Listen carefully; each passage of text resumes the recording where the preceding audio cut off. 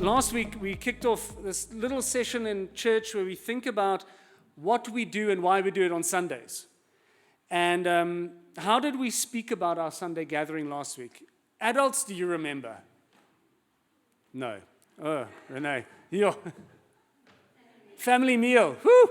Thank goodness. Can you guys listen better this week, please? We spoke about church on Sundays as our family meal. And who feeds us? Kids, let's try you guys. God. Yes, thank you. See, you got a lot to learn, you guys. The Lord feeds us. He feeds us through His Word. And that is the important thing about Sundays. And I think our songs have reflected that as well today. Behold the power of His Word. He speaks creation into being. He transforms our lives through His Word. And it's this holy God we sang of. But what we also saw was that family, a meal is to be had with family, right? And as family, we come together, all of us, and we serve each other, and we keep spaces open for visitors. We welcome visitors. Now, integral to having this kind of open family meal is the idea of hospitality. Now, hospitality isn't necessarily the same as entertaining, where you put out the finest silver and you cook a Michelin star meal.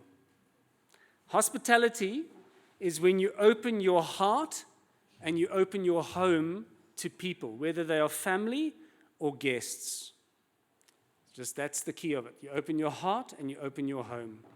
So hospitality on a Sunday afternoon, it runs deeper than just our hospitality teams who set out the coffee and the space we meet in, though I'll get back to those in a second because it is a key aspect. Hospitality begins in our hearts. And it's the decision that you take that you are going to let yourself be open to other people, which I think is a key aspect of the Christian life. So hospitality begins when you are willing to talk to or to listen to anyone here, whether they are 3 years old or 90 years old, whether they're a visitor or a buddy. Sometimes I think we approach our family meals or Sundays, because the picture is there, with a deep sigh, especially if you're an introvert. Like, you know, when you're like, ready myself for all those people. So in order to think hospitably, you might want to do that a bit before church on Sundays. Maybe not bash yourself in the chest, but breathe deeply. Ask God to help you to be hospitable with your energy and your time. Now, for each of us, whether we are introvert or extrovert, that might just look a little bit different, and that's good because we are all different, and we all have our different personalities and aspects of ourselves we bring to bear when we are hospitable. The point is, before I get sidetracked by introverts and extroverts, the point is, it is a heart thing firstly, which is why we do want to prepare our hearts on Sundays. And because it is that heart thing, hospitality is seen in how we welcome one another into our space. And that can be just by chatting. But it's also seen in how we welcome each other and visitors into our church's physical space, this space in which we meet, outside and inside here. Now, in our homes, we have different styles, we have different budgets, and we have different ideas of what's comfortable. But we use our space and our stuff to welcome people, to be hospitable. I've been welcomed into homes with paper plates or with bone china. I remember being in a Bedouin home in the Middle East, and I was welcomed in with this strong, sweet coffee, which was almost unpalatable, and an newly opened packet of cigarettes, because that was the culture. That's how they welcomed me in. The point is, when your heart is welcoming, the stress isn't on the show or the decoration, but on what you are looking to achieve, bringing people into your space.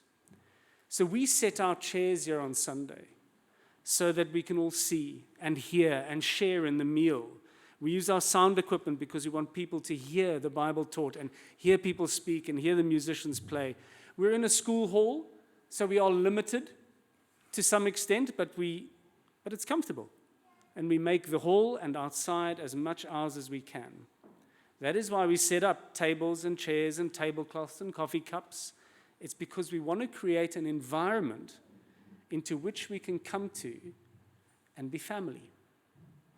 As a family, eat together, encourage each other, and be here for each other. It's very simply why we call the setup team the hospitality team and not the setup team.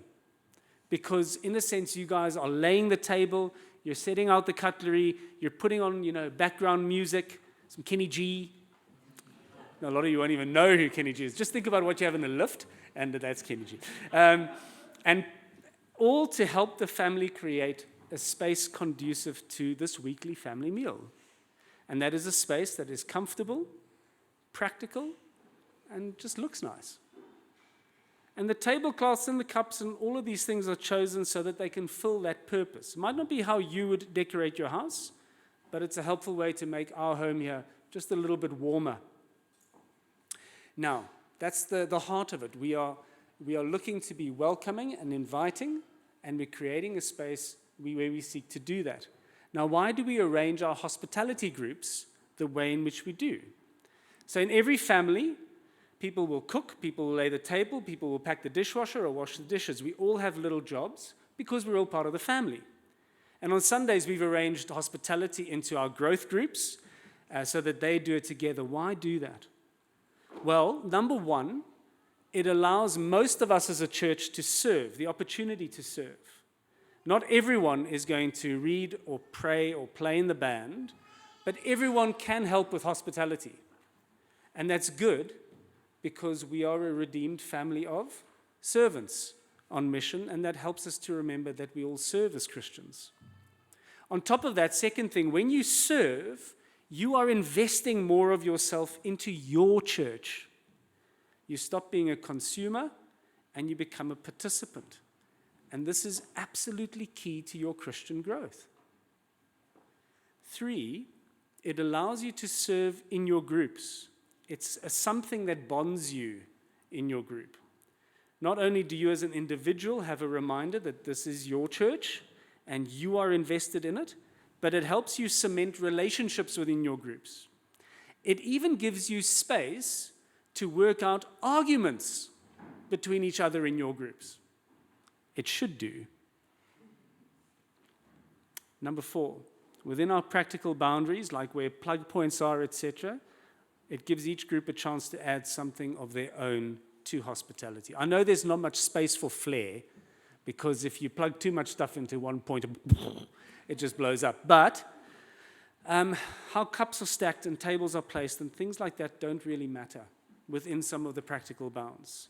Some things need to happen, and we work out how best to manage the space, but there's room for expression. Some groups bring flowers, some groups do things differently, and that's great. It's you putting your mind to how you can be welcoming.